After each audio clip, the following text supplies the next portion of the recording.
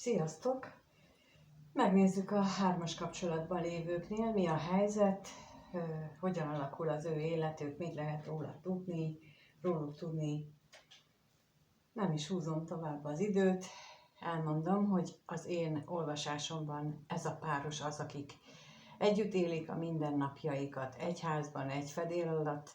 Ez a páros az, aki nem élnek így konkrétan együtt, de valamiféle energiakapcsolat van közöttük, és a középső személy az, aki mind a kettőben érintett, tehát együtt él valakivel, és egy másikkal is kapcsolata van, így van ez a hármas kapcsolódás az én olvasatomban, tehát ezt szerint tudjátok nézni. Na és akkor neki is állunk, és megnézzük, hogy akik együtt élnek, az ő kapcsolatukról mit lehet most megtudni, hogy vannak. Milyen az a kapcsolat egyáltalán? Mit tudhatunk meg arról a kapcsolatról? Ezt kérdezzük, erre várunk választ.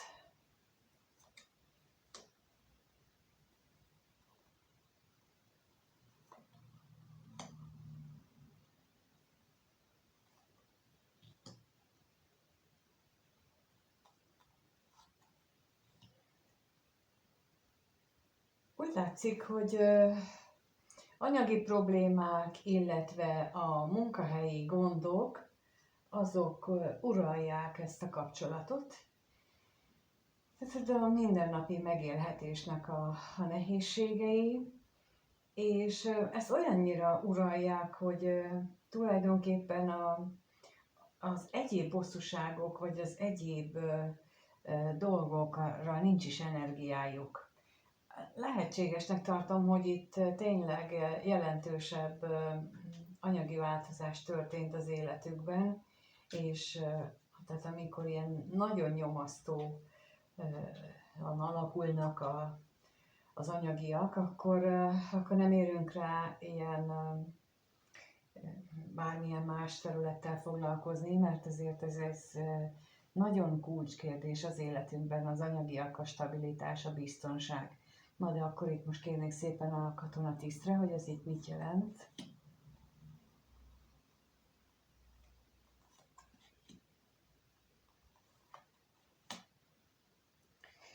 Elképzelhető, hogy az otthonnak a stabilitása, amit az előbb is mondtam.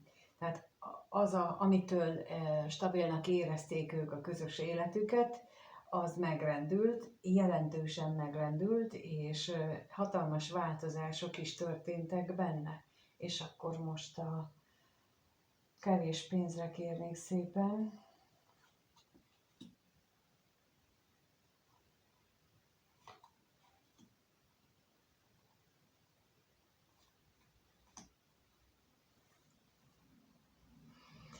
Igen. Itt, ahogy mondtam, tehát, hogy itt a szokásokat kellett megváltoztatni, teljes átalakuláson kell nekik átmenniük, teljesen nagy változást kell megélniük ennek hát ahogyan állnak most a dolgok, annak kapcsán. Na de itt most akkor kérnék a tolvajra, hogy mi az, ami itt hátra marad, mi az, amivel itt nem akarnak, vagy nem tudnak foglalkozni.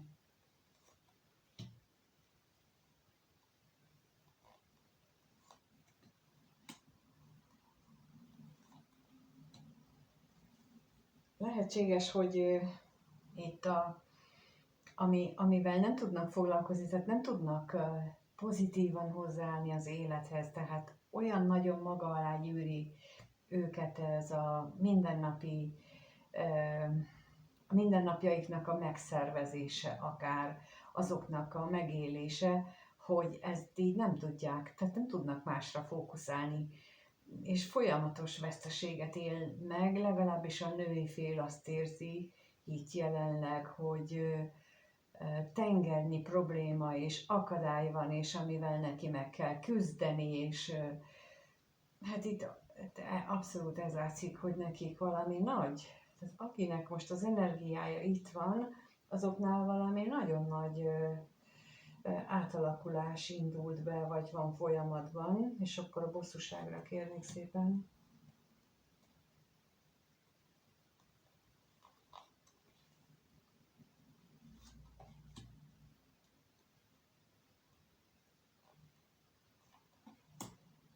És azt is éreztem itt közben már, hogy lehetséges, hogy ez az tehát nem csak az, hogy elnyomják a veszekedéseket, hanem tulajdonképpen ez a mindennapi problémák megélése, ez belül mind a kettőben egyfajta kazánként elkezdett dolgozni, és belül morognak, morgolódnak, kikezdte ez az egész az ő kitartásukat, az elköteleződésüket, és ez egy ilyen nagyon mély lelki, hát ilyen forrongást, ilyen dühöt, de nem is olyan dühöt, hogy ami már kitörni készül, még nem, még csak ott morgolódik, még ott érlelődik ez az egész, hogy várja, hogy valamikor majd jön egy szikra, és akkor kirobban. Tehát ezt érzem itt, ezt a felszín alatt lévő, nagyon nem jó energia, nagyon csúnya, ami készülődik. De ez azért, mert úgy látszik, hogy így a család életében olyan változások történtek. Mondom ezt úgy, hogy lehet, hogy eddig viszonylag könnyen élték meg a dolgokat, tehát nem volt az, hogy egyik gyereket ide kellett vinni, másikat oda kellett vinni, vagy nem volt az, hogy tehát például az anyának nem kellett dolgozni, hanem otthon volt a gyerekekkel, és akkor ő mindent el tudott intézni, és akkor most meg el kellett menni dolgozni, de a férfi az nem tud részt venni ebből az egészből, és akkor itt a nőre szakad az egész teher, és ő benne ezt pedig elkezd fortyogni, hogy nem bírja. Hát hiszen eddig, hát ilyen szempontból könnyebb, nem azt mondtam, hogy könnyű, hanem hogy más jellegű volt, és ennek az átmenetnek a nehézségeivel küzd éppen, amit vagy sikerül neki megoldani, vagy nem, tehát ezt ugye nem tudjuk, mert mindenkinek különböző a terhelhetősége, különböző a rugalmassága.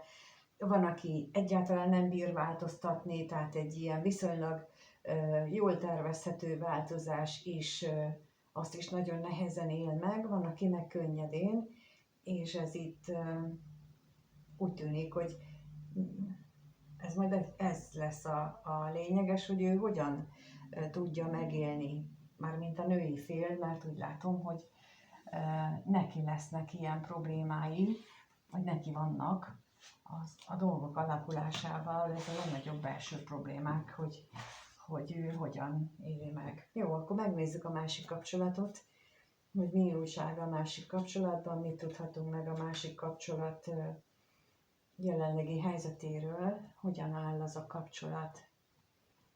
Ez itt a kérdés.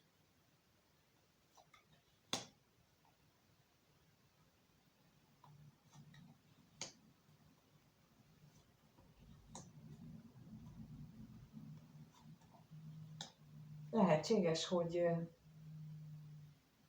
hogy ebben a másik kapcsolatban most éppen erre is rányomja bélyegét az elkötelezett kapcsolódás, annak túlságosan nagy az ereje, túlságosan nagy ott a kitérni készülő vulkán ereje, és még akár az is lehetséges, hogy ennek következtében itt füllentések, csúsztatások lehetnek, mármint a kapcsolat, a találkozással összefüggésben, lehet, hogy az látszik, hogy az bizony nehézségekbe ütközik, és én úgy látom, hogy a nehézségek valódi oka tulajdonképpen a másik kapcsolatban az elementáris változás, ami ott éppen folyamatban van, de akkor itt a hamisságra kérnék szépen.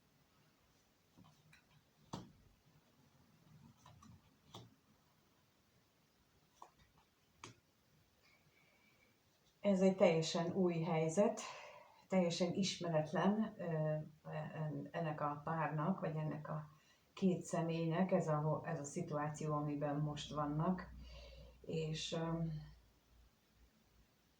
hát láthatólag ez őket megviseli mindenképpen, őket is. De megnézzük akkor itt a látogatást.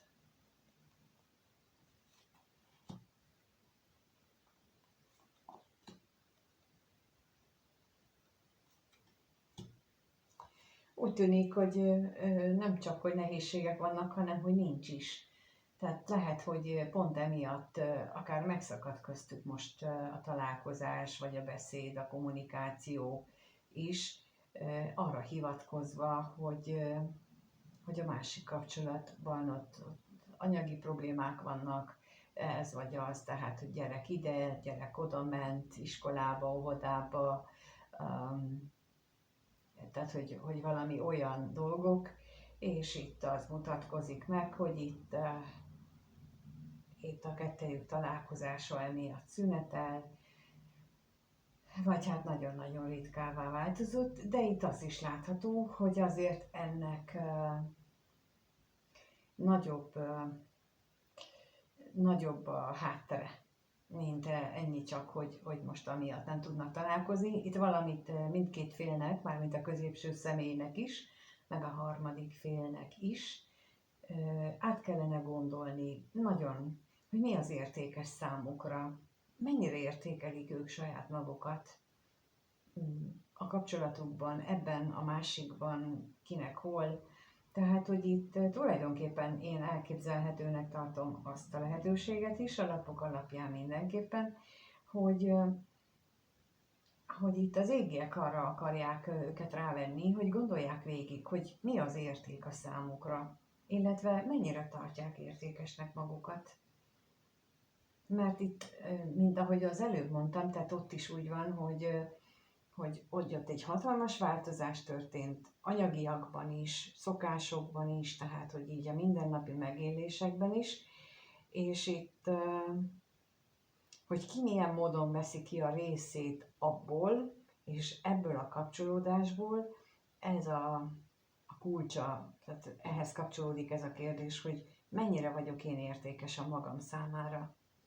Úgyhogy itt ez a nagyon nagy kérdés, amit esetleg fontolgatnak ők, illetve mennyire értékel a másik, mennyire számítok én a másiknak, és hát ha érdekes a véleményem, nem az a lényeg, hogy ő neki mennyire számítok, hanem hogy én mennyire értékelem magamat, és mennyit engedek meg a másiknak. Hát pont annyit fog ő velem szemben elkövetni, mondjuk így, amennyit én megengedek. Ha én nem engedem meg neki, mert én értékesebbnek tartom azt, hogy megígéri, hogy jön és nem jön, és akkor ezt én azzal jutalmazom, hogy legközelebb meg, ha jön, akkor mint ami sem történt volna, úgy viselkedem, akkor ezt ő úgy veszi, hogy ő bármit megtehet. Ha viszont a legközelebb jönne, és én azt mondom, hogy hát nem úgy van az, hogy te akármikor, nekem is van életem, és akkor majd egy másik időpontban, akkor meg tudja tapasztalni azt a változatot is, hát, hogy hát őnek is alkalmazkodni kell, és akkor így kiegyenlítődik a számla, mondjuk így. És ez lehet, hogy első hallásra nem annyira jó, de aki hosszú távban gondolkodik, annak mindenképpen úgy kell a másik személyvel együttműködni, hogy mind a kettő győztesnek érezze magát, mert ez a win-win szituációk az egyetlen, ami előbbre visz, minden más variáció, tehát ahol nem mind a kettő nyer, nem mind a kettő érzi úgy, hogy ő jól van egy kapcsolatban, vagy egy szerződésben, vagy bármiben, akkor az nem lesz jó, annak következményei lesznek.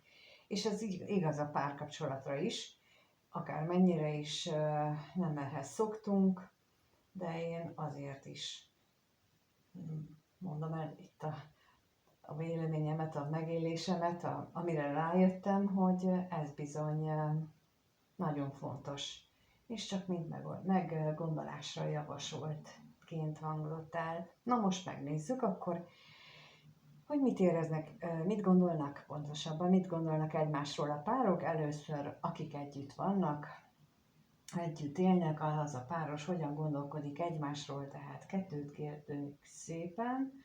Az együtt élő társ hogy gondol a középső személyre? Hogy gondol az együtt élő társ a középső személyre? És a társ, a középső személy hogy gondol a társára, akivel ő együtt él?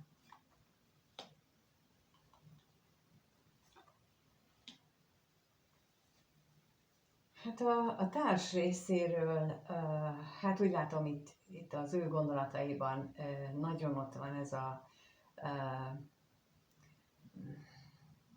puskaporos hangulat, tehát hogy az otthonnal össze-vissza vannak a dolgok, nem jól mennek, nem úgy alakulnak, ahogy kellene. Tehát ő úgy gondolja, hogy, és akkor azt gondolja emellé, hogy még ebben a középső személynek nagy szerepe van. De nézzük a szerencsétlenséget, hogy erről mit tudhatunk még meg bővebbet. És a házat is kérek szépen.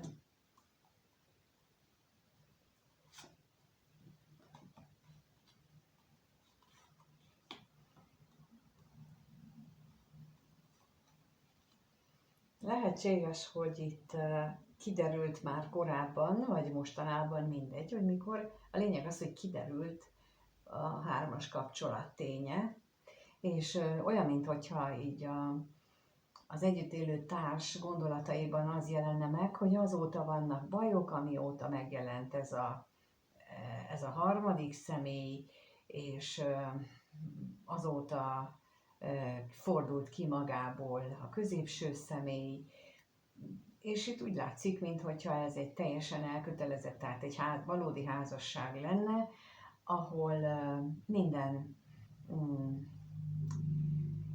kommunikáció nehézkes, minden beszélgetés úgymond veszekedésbe torkollik, és itt nem az látszik, hogy itt jól mennének a dolgok tulajdonképpen. Ő legalábbis így éli meg, és mint mondtam, egyértelműen ahhoz köti, hogy azóta, amióta megjelent a harmadik fél. És ha valaki ilyen van itt, akkor én szeretném neki azt mondani, hogy próbálja meg úgy átformálni ezt a gondolatot, hogy azért jöhetett be a harmadik fél, mert már előtte sem voltak jól a dolgok, csak addig a szőnyeg alá volt söpörve, és most meg kezd kicsúcsosodni, tehát hogy így amielőtt a vádaskodást elkezdjük, akkor az előbbi javaslathoz hasonlóan itt is érdemes, azt gondolom, hogy itt is érdemes azt megfontolni, hogy mikor kezdődhettek ezek a bajok, és miért van az, hogy magába fordul a középső személy, és magában rendezi le a dolgokat, illetve volt-e valaha beszélgetés, ilyen mély beszélgetés a párok között, mert ha volt, akkor azt föl lehet eleveníteni, ha nem, hát akkor ott problémák, ott nagyobbak a problémák, de ott sem lehetetlen elkezdeni ezt a megváltoztatást, de ne úgy, hogy beszéljük meg. Az úgy szerintem nem működik, az csak ilyen, az nagyon divatos ez a kifejezés, hogy beszéljük meg, de szerintem amikor egyiknek a füle be van zárva a másik irányába, már pedig itt én nagyon azt érzem, ott nincsen beszélgetés, ott az egyiknek a monológia van, amit a másiknak türelemmel elvisel, és gyakorlatilag semmi nem megy átra, még akkor sem, hogyha jól van, igazad van, tehát ilyen válaszokat kap, akkor sem megy át semmi belőle. Ez pedig megint csak egy megfontolandó tapasztalat, amit átadok most ezzel kapcsolatban. Na és akkor ide most kérek, mielőtt bármit mondanék a középső személy részéről, a gondolatra kérnék szépen még plusz kiegészítést, és a szeretetre is.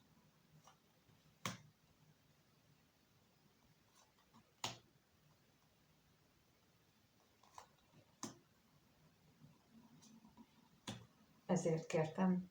Mert ugye, ha nem kérek, akkor azt mondtam volna, hogy hát nagyon sokat gondolkodik azon, hogy milyen szeretet teljesít a kapcsolat, de nem ezen gondolkodik, hanem pontosan azon gondolkodik, hogy mennyire vágyik arra, hogy a harmadik féllel találkozzon, és hogy milyen más az valódi szeretet érzése, mint amit itt megtapasztal, és hogy annak a megélése, és annak a hétköznapjai, azok mennyivel felemelőbbek, mennyivel könnyebben elviselhetők, és ha valóban így van a középső személy részéről, akkor itt a társnak, amit az előbb mondtam, azokat mind érdemes megfontolni, hogy miért gondolkodhat így a középső személy, és amennyiben úgy gondolja bárki, hogy ő miért változtasson, csak. Mert hogy szeretné a kapcsolatot, vagy nem. Itt ez az alapvető kérdés. Ha szeretné, akkor azért az ember bármit megtesz, ha meg nem tesz meg bármit, akkor meg nem szeretné. Akkor meg csak hazudik és áltatja magát. Tehát így ilyen nagyon alapkérdések vannak itt a háttérben, azt hiszem, amit ez felszínre hozott a kettejük kapcsolódásában, ez az anyagi probléma, és akkor nem is csodálom, hogy ez most elkezdődött felturbósodni, ez a szituáció, mert ha így van, akkor azért jönnek az anyagi problémák, azért jönnek a hétköznapi megoldások problémái, hogy vegyük már ki a fagyasztóból azokat a dolgokat, amivel nem akartunk eddig foglalkozni, és inkább lefagyasztottuk, inkább eldugtuk a legmélyebb sarkába. Úgyhogy itt ezt tudom ennek a társnak mondani. Biztos, hogy elhallgatnak egy csomó mindent, mert és sokat nyelsz. Azt hiszem, hogy nagyon sokat nyeltél eddig, és nem mondtad ki a dolgokat, de az nem vezet jóra, az nem hoz megoldást. A nyelés az ugyanolyan szőnyeg alá söprés, mint hogyha agyon hallgatom. Tehát, hogy amikor valaki azt mondja, hogy én sokat nyeltem már a házasságomban, az azt jelenti, hogy nem törekedett arra, hogy megoldjuk a problémát. Hanem úgy csináltam, minthogyha én jól lennék. És akkor itt ezt a nézőpontot is javaslom, hogy gondoljam meg, akit ez így érint. Na, szerintem most azért vannak, nekem az a véleményem, akkor inkább így mondom, hogy azért van most ez a nagyon sok párkapcsolati probléma, illetve azért lett egyre elfogadottabb a társadalomban is a vállás, mert emberöltőkön keresztül ezek a nehézségek, ezek mind ilyen módon lettek a szőnyeg alá söpörve, és nem lettek kimondva is, hogy azt mondták mindig az öregek is nekünk is, hogy hát nyeljél, meg tűrjél, meg minden, és ennek megvan a helye. Tehát, hogy nem minden szíre szóra ugrik az ember, csak van egy határ. Illetve nem az a lényeg, hogy nyeljek és tűrjek, hanem hogy mondjam el, hogy én nekem ez rossz. És ha a másikat érdeklem egyáltalán, akkor ő neki fel fog tűnni. De ha nem mondom el, és érdeklem a másikat, főleg fiatalon, vagy tehát amikor friss a kapcsolat, akkor ő nem is tud tenni.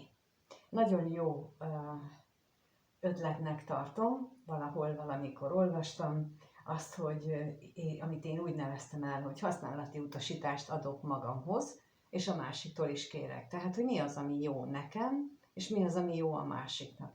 És akkor ennek megfelelően próbáljuk úgy összerakni az életünket, hogy mind a kettő a másiknak igyekszik a jót megadni.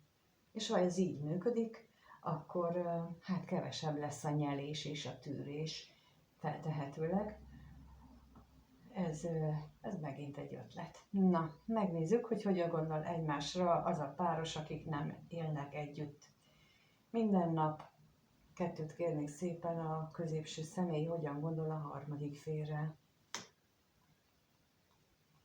És a harmadik fél hogyan gondol a középső személyre, ott is kettőt.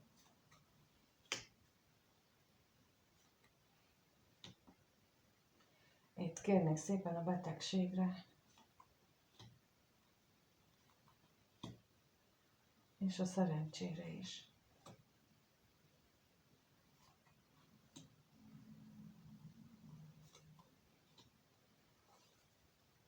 Hát a gondolataiban ott van benne az, hogy tehát nem tartja kifejezetten jó megoldásnak azt, hogy ő neki van a harmadik fél. Tehát itt valahol a lelki ismerete látszik megnyilvánulni.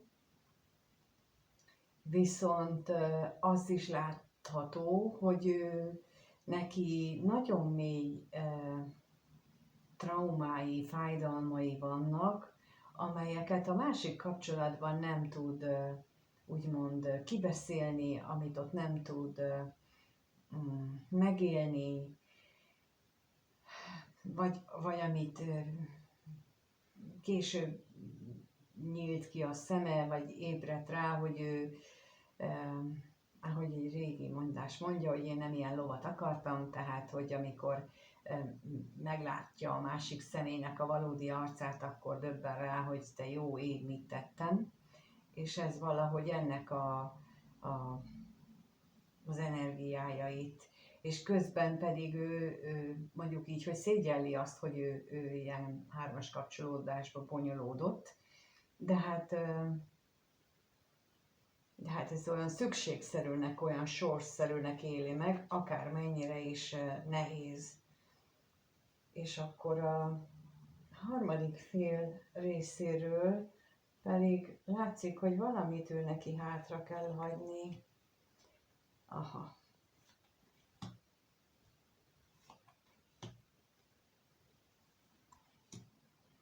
És a örvendezésre is kérek.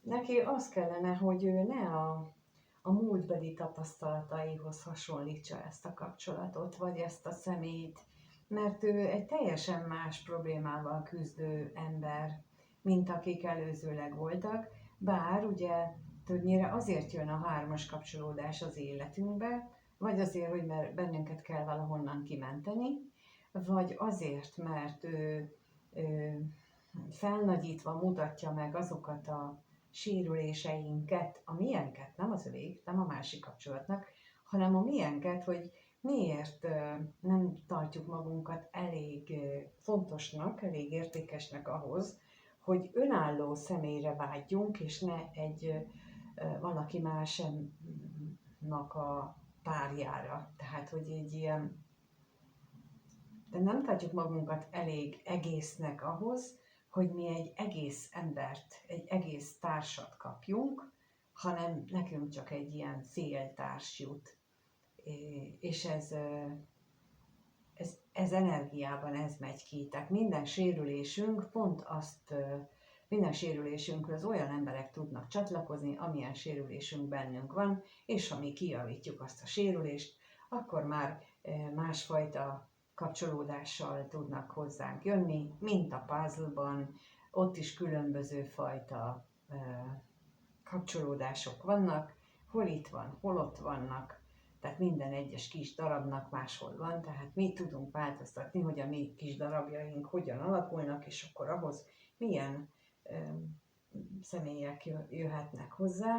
És itt azt látom, hogy itt a középső személy is, tehát mint mondtam, hogy ő nagyon szükségesnek érzi ezt a kapcsolatot, ugyanakkor nagyon szégyelli is magát érte, mert mármint hogy az ő erkölcsével ez nehezen hozható egybe, vagy vagy a harmadik fél miatt, tehát hogy ő látja, hogy mit művel a harmadik féllel, vagy a társa miatt, vagy mind a kettő. Tehát, hogy egyszerűen lehet, hogy itt most ő neki kitisztult már ez a kép, hogy egy ilyen kapcsolódásban a középső személy az mind a két felet megsérti, megbántja, mind a két felet megalázza, és igen, úgy látom, hogy itt a középső személy erre kezd rájönni.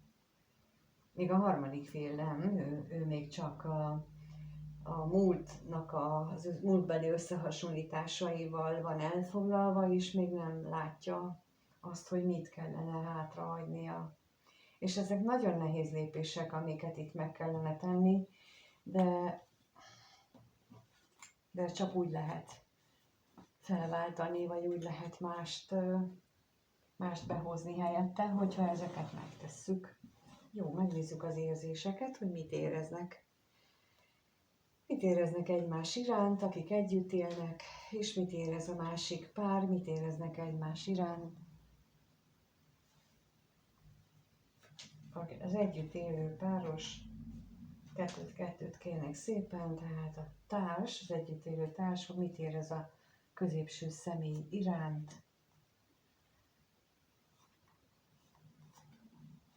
és a középső személy a társ iránt. És itt most a reményre kérnék szépen.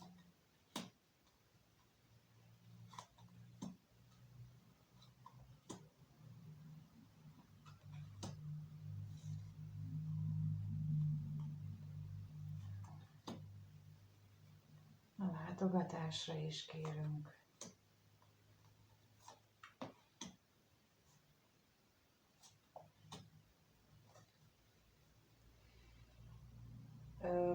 Ugye az érzéseket kértem, tehát hogy itt nagyon szeretné tulajdonképpen itt az együtt élő társ, hogy a középső személy döntse már el, hogy mit szeretne, hogy válassza már, inkább így mondom, hogy nem azt, hogy mit szeretne, hanem azt arra vágyik, arra azt érzi ez a társ, hogy a középső személy döntsen már határozottan emellett a kapcsolat mellett, térjen már vissza, és hagyja félbe, hagyja abba itt a kicsapongást, a máshol keresem az örömeket, dolgokat, illetve, hogy ez a magába fordulásnak legyen már meg ez az eredménye, vagy hát az az eredménye, hogy mit csinál vele.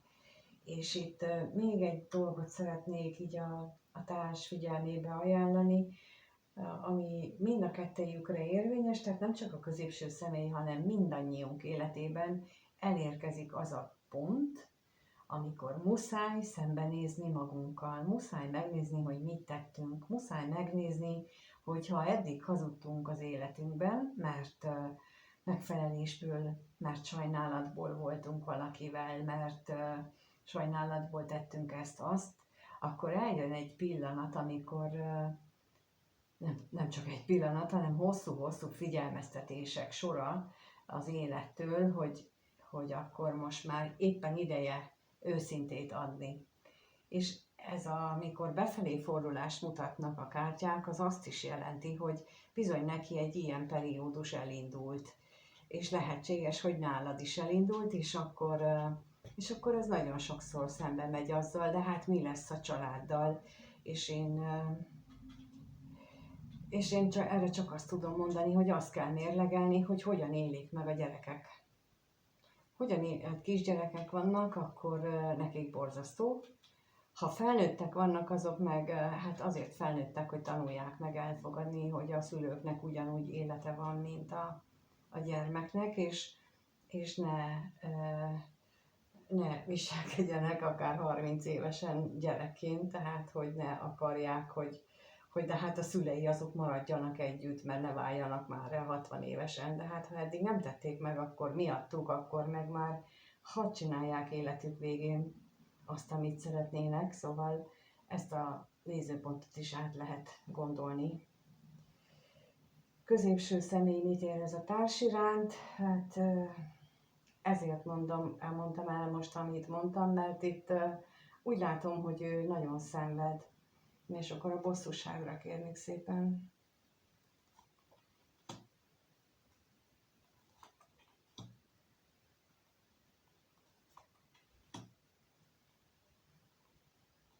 Abszolút az, amit az előbb elmondtam. Tehát, hogy olyan, mintha az égiek kényszerítenék a hazugságnak az abba hagyására is, hogy éljen már végre a szeretettel a szívében, a szeretet alapján, és a fájdalomra, a szomorúságra is kérek.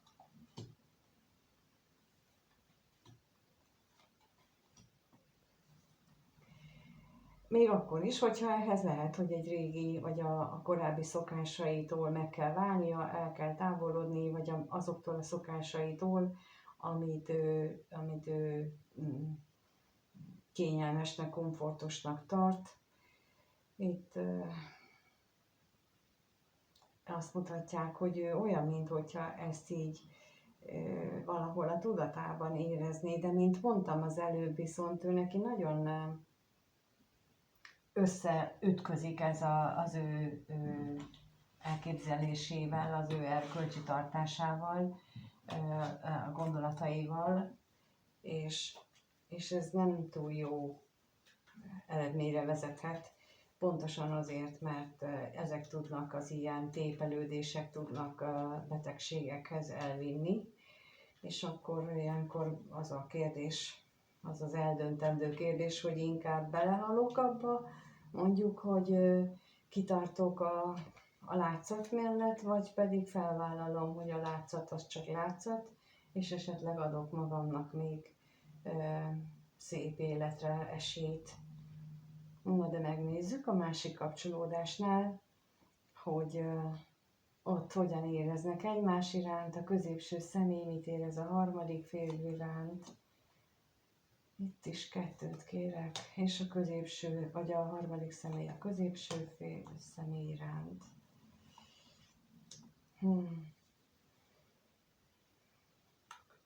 A múlton szeretne változtatni az érzései tekintetében, és akkor az ajándékra kérnék szépen.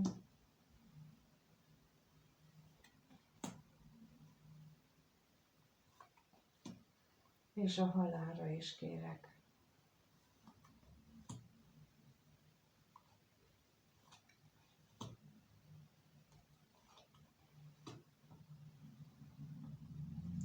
Tudja, itt ugye megint az jelenik meg, ami az előbb. Tudja, hogy ahhoz, hogy ő változtasson a múltbeli életén, a múlthoz való hozzáállásán, és a reményeit valahogy megélje, ahhoz neki viszont a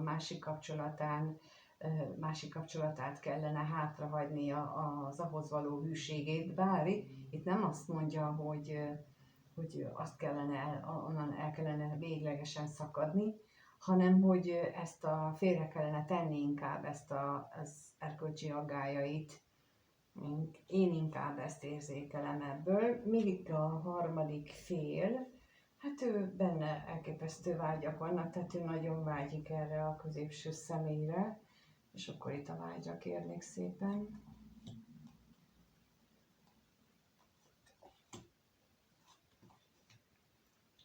Szerencsétlenségre is.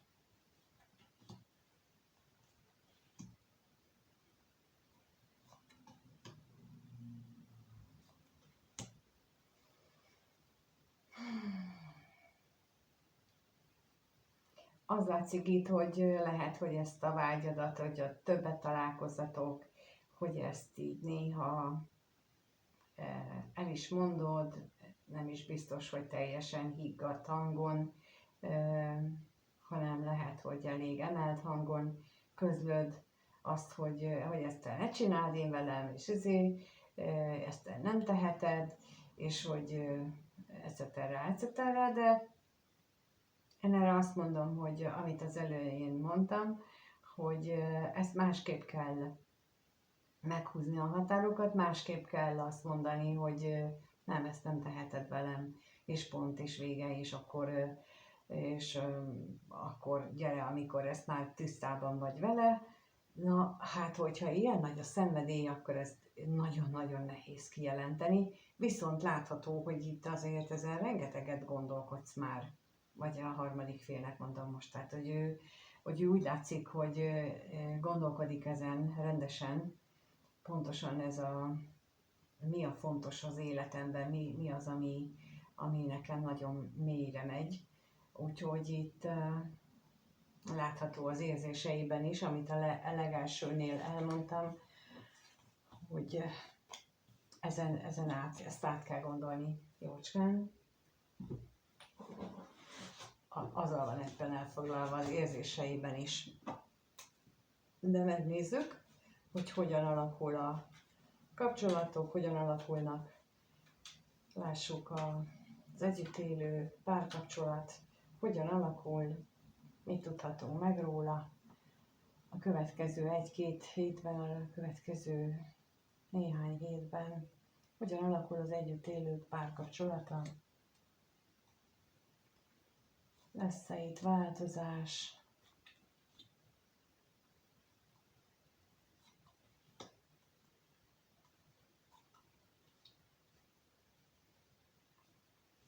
Hát egyelőre úgy tűnik, hogy a hétköznapok azok maradnak továbbra is, de nem nagyon látható közeledés egymáshoz. Akkor még az örvendezésre kérek.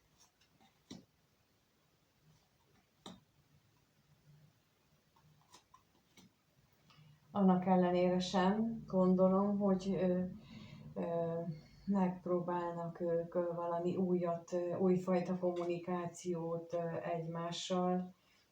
Nem tudom miért nem vágyra kérnék szépen.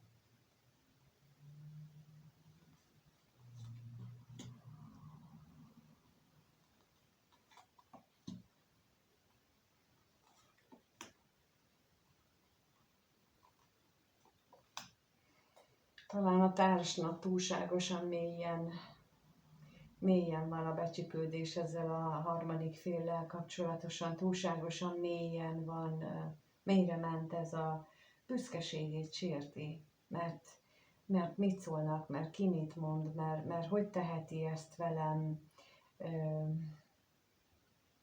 ezzel nem tudsz másképp változtatni, csak a megbocsátással, de az őszinte tiszta megbocsátás, és nem ez a szavakkal történő megbocsátás, hanem a tiszta szívvel való megbocsátás. És hogyha belül nem azt érzed, de kívül azt akarod, vagy azt mondod, hogy én meg akarok bocsátani, nem fogsz tudni. Tehát ha belül nem érzi az ember, ott nem lesz soha megbocsátás, és akkor csak a szenvedés jön mindenkinek. Azért ezt így megint csak javaslom átgondolni, mert a szenvedés látszik itt továbbra is, és a katonatisztre kérek.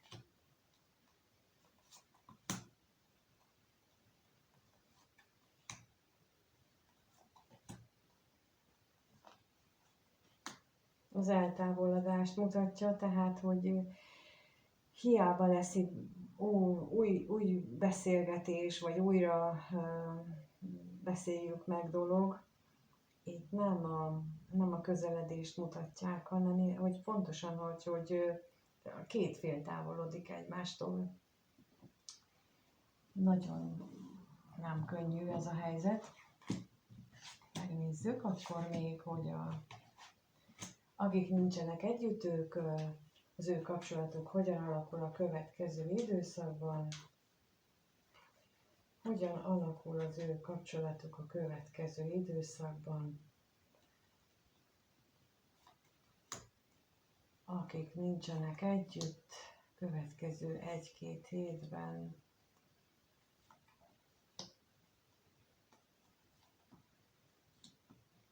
Hát itt is az látszik, hogy nem nagyon lesz közeledés.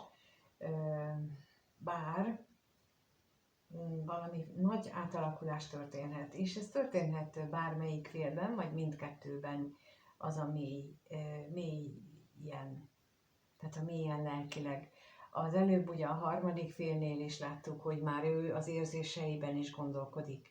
A középső személynél is látjuk ezt az erkölcsi ellenvetéseit, azt, hogy ez őt nem jól érinti, ahogyan van, hogy van ez a kapcsolat.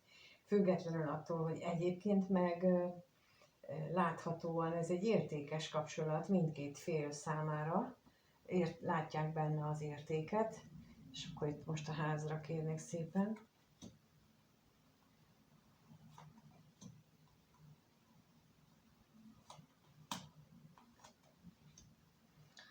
És a vágyra is kérek.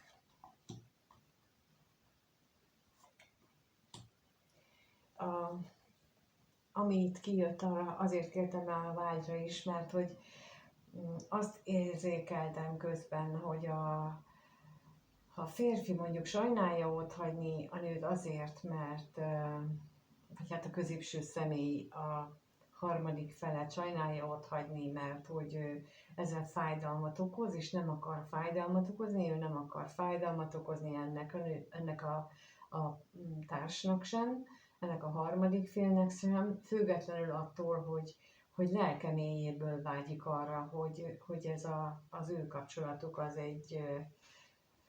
egy szép kapcsolat lehessen. De is ott halára kérnék szépen.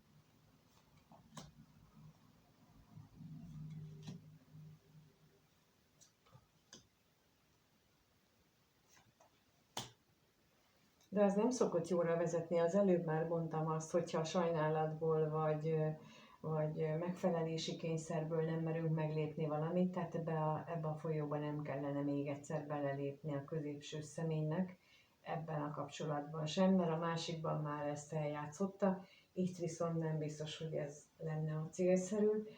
Ami nagy változást mutat, az az, hogy miben reménykednek ők. Tehát és akkor itt megint mind a kettőre érzékelem azt, hogy nem felülbírálják, hanem átgondolják, jelentősen átgondolják azokat, hogy mire vágytak a múltban.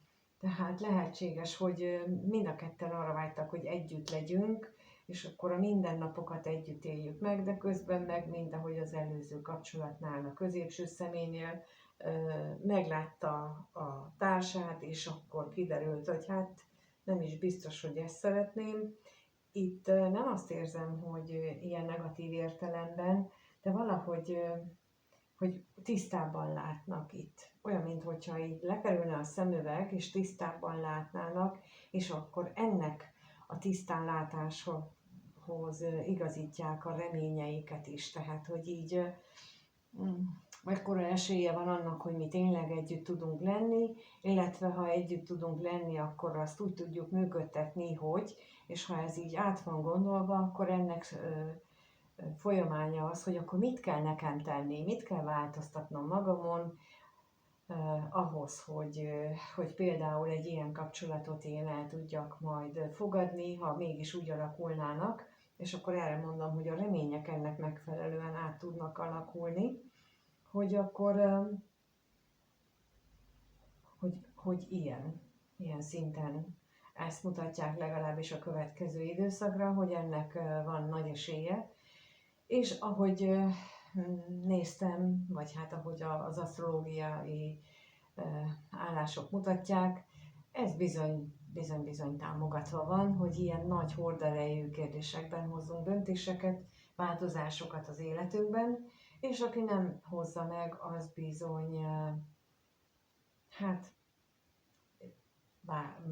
várhat a következő feszítő energiákra, mert mint mondtam, ha valaminek elérkezik az ideje, hogy változtatni kell, akkor az addig fog szorítani,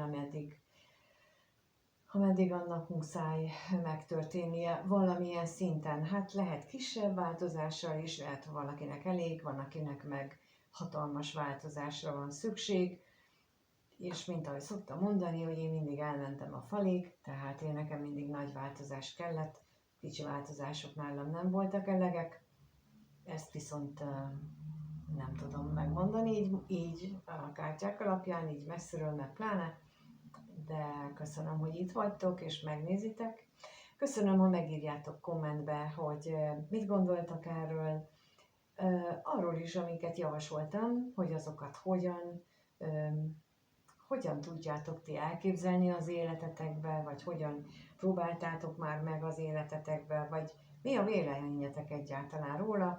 Mondhatjátok nyugodtan, hogy hülyeség, én azt is elfogadom.